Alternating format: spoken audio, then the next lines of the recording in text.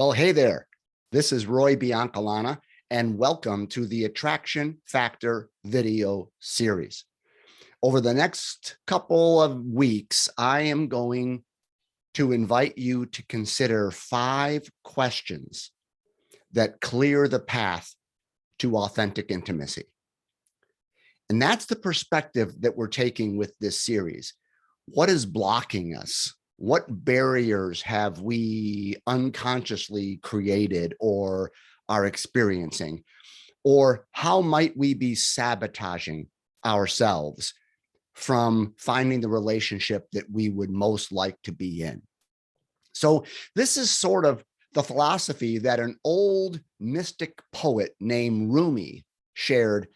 I think it was nearly 700 years ago. Okay, so he was certainly not a contemporary, but when I read this quote to you, you're going to be amazed at the insight he had. And you'd be thinking, wow, that guy must be, psychic in some way.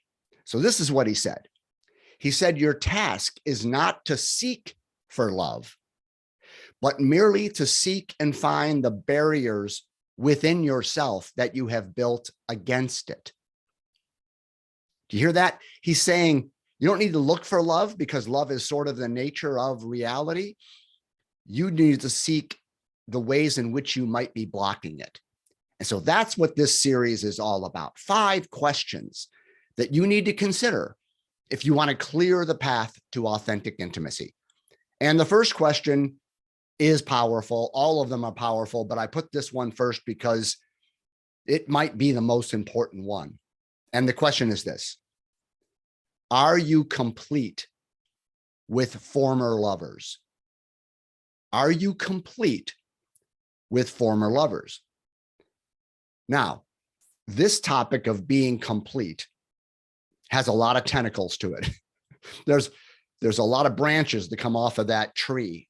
But we're going to focus on what I believe are really the essential aspect of being complete. And that is this: is there room in your heart for someone new?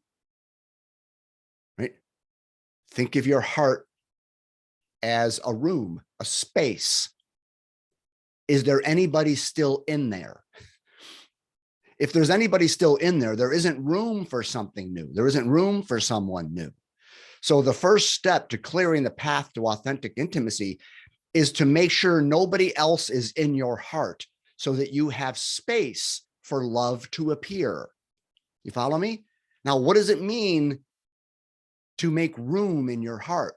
Well, there's 2 things that can happen that keep someone else in your heart. And I sometimes jokingly put it like this: if you still want to kiss a former lover, or if you still want to kill a former lover, then there is no space in your heart for someone new. Someone's still in there. In other words, someone can still be in your heart if you're still hung up on them, if you still miss them, if you long for them, if you want them, if you wish you were with them, right? If you're still attached to them in some way, if you're still involved with them, they're still in your heart. You might not be seeing them. You might not even be communicating with them, but they can still be there. Isn't that right? Okay. So if you're still in love with someone, or you're still wanting to kiss them, right? You're still connected in that way, then there's no room in your heart for someone new. But the flip side is, if you still want to kill a former lover, which is really no laughing matter, frankly. And what this means is, do you harbor bitterness toward them? Do you still feel anger or resentment? Are you still blaming them? Right? So you might hate that person's guts. You certainly are probably not communicating with them or seeing them in some way, but they're still in there, aren't they? You're still involved with them, sort of in a negative way, you could say. But if you're still wanting to kiss them, you're sort of involved with them, I guess, in a positive way. This way, you're still angry and resentful and bitter. And, maybe you're talking to your friends still about this person and what they did to you. And right. So we've all been on dates, haven't we? Where we meet a new person, maybe through online dating or some other way. And the other person just talks about an ex.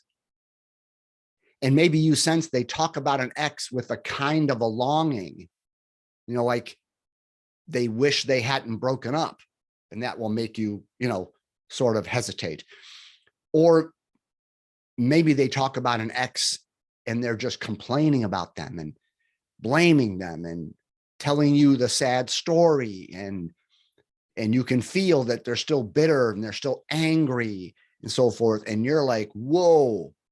Okay. In both of those cases, you can feel they're not done with that person. I don't want to get in a menage a trois. Okay. So again, it doesn't matter whether we might be still seeing someone or physically involved with them. This is about energetics. Are you energetically still longing for them, or are you energetically still angry and resentful?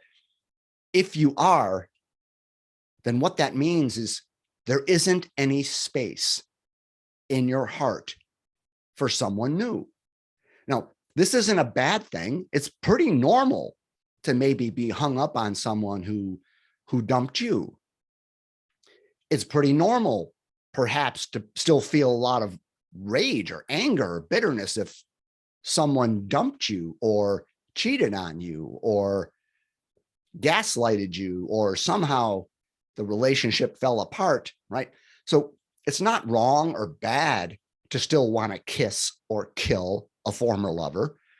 It's just that that energy blocks you from being fully available to a new person. And I have found, as I think you will know this too for yourself, that other people can feel that. They can pick up on it. It's sort of like you can't hide the fact if someone's still in your heart. You might try to hide it, right? I mean, you might try to not let anyone know that you're still hung up on your ex or that you still want to just strangle your ex. You might recognize that that's not real attractive, but people can tell. If there's someone living in there and this new person maybe wants to come in, they're going to feel something. And so you sabotage yourself. So the question becomes, how do I become complete if I'm not complete? That's the question that you might have to really focus on and pay attention to. You might need to start putting some attention on, am I incomplete? Do I still want to kiss or kill someone? Is there space in my heart? If there isn't, then how do I release that? How do I clear the space for love to appear?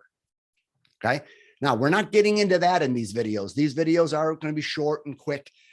I'm simply wanting to point out the issues that you need to consider and to wonder about, is this the way I might be blocking myself from attracting my life partner, from experiencing something healthy and sustainable? And really, that's what I do as a coach. But more than that, I touch on these themes in my books, my video courses, my own podcast, the Attracting Lasting Love podcast, which I hope you're paying attention to. I touch on these themes. And then, of course, I work with people one-on-one on clearing away the debris that is blocking the path to authentic intimacy. So if this one is yours, if this is your bugaboo, if you feel like maybe I'm not complete, well, then do something about it. Reach out to me.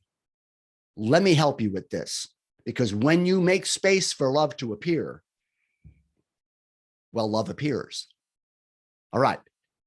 Stay tuned. The next part in this series is coming to you in a couple of days. Bye-bye.